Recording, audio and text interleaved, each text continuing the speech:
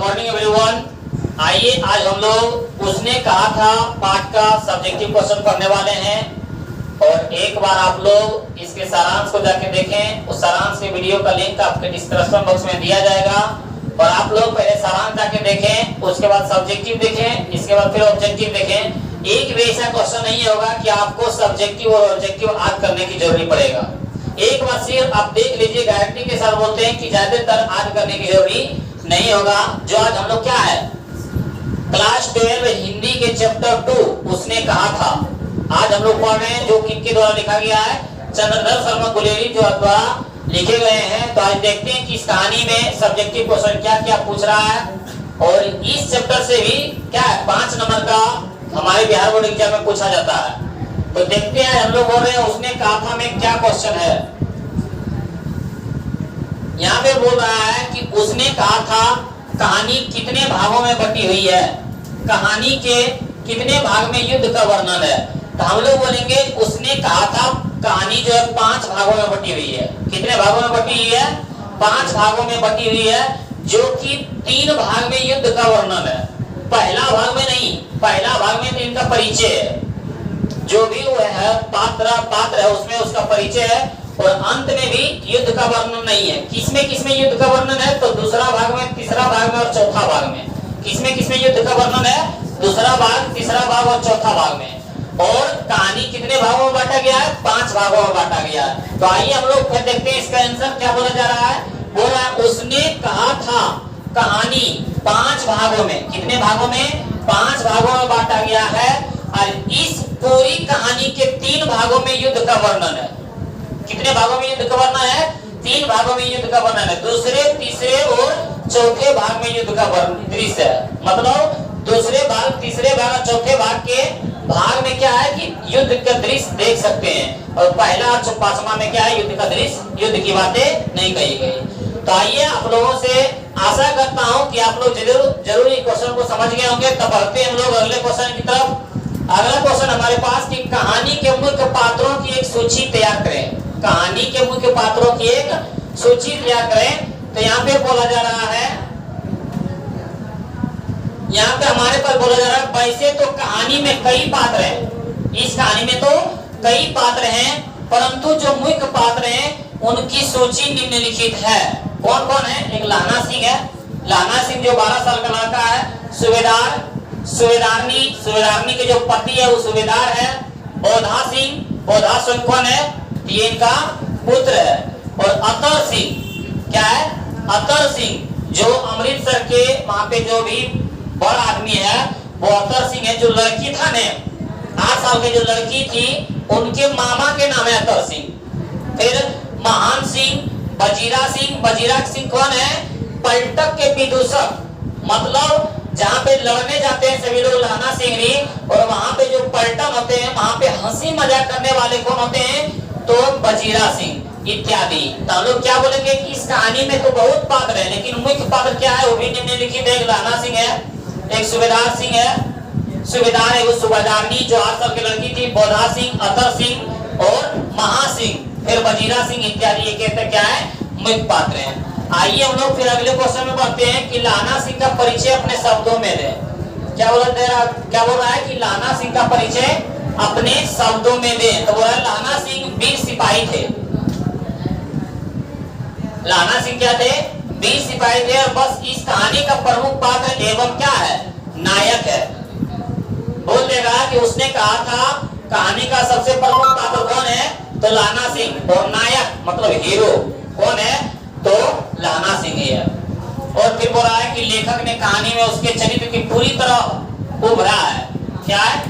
लेखक ने इस कहानी में लाना सिंह के बारे में क्या पूरी तरह बताया है। क्या बताया है? कि लाना सिंह एक सच्चा प्रेमी थे और बचपन में उसके हृदय में एक क्या है? औरजान भावना ने जन्म लिया है।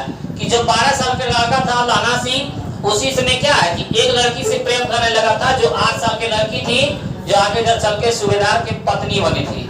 फिर बोला ये बात सच है कि उसने अपना प्रेम उसका अपना प्रेम न मिल सका, लेकिन फिर भी उसने क्या है उससे सच्चाई उसे अपने हृदय में क्या है? उसे अपने हृदय में बसा रखा। और लाना सिंह बहादुर तथा निडर व्यक्ति का स्वाभिमानी थे। लाना सिंह क्या है? निडर तथा स्वाभिमानी व्यक्ति भी थे। तभी क्या बोला जा रहा है कि तभी युद्ध को पूरी तरह समझकर उसने लगा कि सूबेदारनी लाना सिंह से उसने अपने पति और बेटे के प्राणों की रक्षा की बात कही थी। जब उसके घर पहुंचा था तो बोला, जिस प्रकार बचपन में हमारी रक्षा किए थे उसी प्रकार हमारे पत्नी और पति का भी, पुत्र का भी, हमारे पति और पुत्र का भी रक्षा करना। वही बोला है कि बात को सुनकर सूबेदारनी लाना सिंह से क्या किया था? वचन लिया था कि अपने पति और बेटे के प्राणों की रक्षा की बात कही थी। तो लाना सिंह क्या करता है? उसे एक वचन की तरह निभाया और इसके लिए अपने प्राणों का आहुति दे दी। ये क्या है? ये लाना सिंह का क्या है? परिचय है। तो लाना सिंह के परिचय में हम लोग क्या बोलेंगे? लाना सिंह के परिचय में बोलेंगे कि लाना सिंह एक वीर सिपाही थे और वह इस कहानी का प्रमुख पात्र और नायक थे।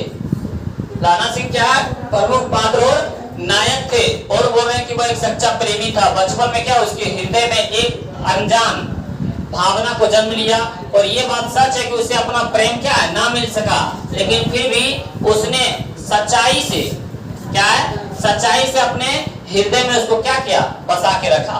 और लाना सिंह क्या होता है कि एक बहादुर तथा निडर व्यक्ति है, निडर व्यक्ति का स्वामी है। तभी तो वो क्या है? जब युद्ध हो रहा था तो एक सूबेदारनी से क्या है? अपने पति और पुत्र की रक्षा करने का क्या वचन दिया था, जिनके कारण क्या हुआ कि युद्ध को पूरी तरह समझकर उसने लगा कि युद्ध को लगा कि अब हम लोग क्या है? मारे जाएंगे। जिनके कारण युद्ध को पूरी तरह से समझकर सूबेदारनी लाना सिंह से क्या है? अपने पति और बेटे के प्राणों की रक्षा की बात कही। तो वह लाना सिंह क्या किया? उसे एक वचन की तरह निभाया और इसके लिए अपने प्राण की आहुति दे दी। ये किनका परिचय है? ये हमारे लाना सिंह का परिचय है। फिर देखते हैं अगला क्वेश्चन कि पाठ से लाना और सूबेदारनी के संवादों को एकत्रित करें। कि जब 12 साल का लड़का 8 साल के लड़की को टांगे के नीचे आने से बचाता है तो वो दोनों के बीच में कुछ तो बात हुआ होगा। वो दोनों की बात को बताएं। क्या पाठ में बताया गया है? तब सुनिए, पाठ में लाना सिंह और सूबेदारनी के कुछ संवाद हैं जो नीचे लिखा गया। सूबेदारनी मतलब जो 8 साल के लड़की थी और लाना सिंह जो 12 साल के लड़का था। बोला, तेरा घर कहाँ है? कौन पूछता है? लड़की पहले पूछने की हिम्मत नहीं है, लड़का पूछता। क्या पूछता है कि तेरा घर कहाँ है? तो लड़की बोलती है मंगरे में। फिर लड़की पूछती है और तेरा? बस इतने। तो लड़का बोलता है मांझे में। तो ऑब्जेक्टिव पूछ देगा कि लड़की का घर कहाँ था? मंगरे में, और लड़का का घर मांझे में। यह कहे रहते हैं, कुछ गलत लिखा गया है। यह कह रहे थे कौन? लड़की। फिर आगे देखते हैं। हाँ, यहाँ पे क्या था कि यहाँ कहाँ रहते हैं? यहाँ कहाँ रहते हैं? कौन पूछा? लड़का ने, मतलब लाना सिंह ने। लाना सिंह फिर पूछा यहाँ कहाँ रहते हैं? तो लड़की क्या बोली? अतर सिंह के बैठक में। अतर सिंह कौन थे? लड़की के मामा। तो बोल देगा कि लड़की के मामा के नाम क्या है? अतर सिंह। मतलब वहां पे पंचायत भी होता था, तो वही बोला अतर सिंह के बैठक में। वे मेरे मामा होते हैं। लड़की ने क्या बोले कि जो अतर सिंह है ने वे मेरे मामा है। तो लड़का बोलता मैं भी मामा के यहाँ हूँ, मैं भी यहाँ मामा के यहाँ हूँ। उनका घर गुरु बाजार में है। उनका घर कहाँ है? गुरु बाजार में है। तो लड़का भी कहाँ रह रहे थे? मामा के यहाँ। लड़की भी कहाँ रह रही थी? मामा के यहाँ। लड़का के मामा का नाम क्या था? अतर सिंह। और जो लड़का के मामा था कहाँ, कौन बाजार में था? गुरु बाजार में। कौन बाजार में था? गुरु बाजार में। तो यहाँ से ऑब्जेक्टिव याद रखना कि लड़की कहाँ की थी? मंगरे की। लड़का कहाँ के था? मांझे के। लड़का लड़की कहाँ रह रहे थे? मामा के यहाँ। लड़की के मामा का नाम क्या था? अतर सिंह। और लड़का के मामा कहाँ, कौन बाजार में था? तो गुरु बाजार में। ये क्या है? उन दोनों के बीच में बात हुआ था। फिर आगे बोलता है कि इतने में दुकानदार आ जाता है। मतलब टांगे के नीचे बचा के दुकानदार के सामने में मतलब कुछ सामान खरीदने लगा। तो वही बोला, लड़के ने मुस्कुरा कर पूछा। क्या पूछा? कि तेरी कुड़माई हो गई है, मतलब तेरी मंगनी हो गई है। कौन पूछा? लड़का ने पूछा। फिर बोला, इस पर लड़की कुछ आंख चढ़ाकर धक कर भाग गई। मतलब मुस्कुराते हुए, शर्माते हुए लड़की ने आंख चढ़ाकर क्या हुआ? मुस्कुराते हुए धक कर क्या है? दौड़कर चली गई। तो भाई यहाँ पे बोल रहा है कि इस पर लड़की आंख चढ़ाकर धत का कर क्या है, दौड़ गई, मतलब वहां से निकल गई थी। ये दोनों के बीच में क्या हुआ था, बात हुआ था। तो हम लोग क्या बोलेंगे, हम लोग बोलेंगे कि जब लाना सिंह और सूबेदारनी के बीच कुछ बात हुआ था तो उसमें पहले लड़का ने क्या पूछा, तुम्हारा तेरा नाम क्या है? तो लड़की ने क्या बोला, सॉरी यहाँ पे बोला जा रहा है तेरा घर कहाँ है। लड़का ने क्या पूछा, तेरा घर कहाँ है? तो लड़की ने क्या बोला, मंगरे में। फिर लड़की ने पूछा तेरा घर, तो बोला मांझे में। क्या बोला, मांझे में। दोनों में हुआ। फिर बोला लड़का यहाँ कहाँ रहते हैं? तो लड़की ने बोला कि अतर सिंह के बैठक में मेरे मामा जी होते हैं। फिर लड़का ने बोला मैं भी मामा यहाँ रहता हूँ। होता है ना, लड़का इतना बदमाश होता है ना कि जब लड़की जो है पसंद गया हूँ तो दो मामा घर था, हूँ मामा घर। तो वही बोल रहा है कि मैं भी यहाँ मामा के यहाँ रहता हूँ। कौन, गुरु बाजार में। फिर क्या है कि लड़का मुस्कुराते हुए पूछा कि तेरी कुलमाई हो गई? तब लड़की ने क्या है, आंख चढ़ाकर मुस्कुराते हुए बोला मतलब नहीं हुआ। वहां से क्या है, दौड़ के चली गई। ये दोनों में क्या था, बात था। और अगला क्वेश्चन चलते हैं कि कुल देखते नहीं ये रेशम से गढ़ा हुआ सालू, बस सुनते ही लाना की क्या प्रतिक्रिया हुई। टाइपिंग हुआ इतना शुद्ध करेगा।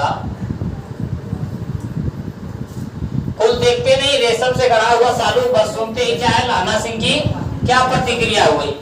एक दिन क्या हुआ था कि लाना सिंह क्या मार्केट में बार बार आते रहता था, जिनके कारण 12 साल का लड़का 8 साल की लड़की से बार बार क्या पूछता था, तेरी कुलमाई हो गई है?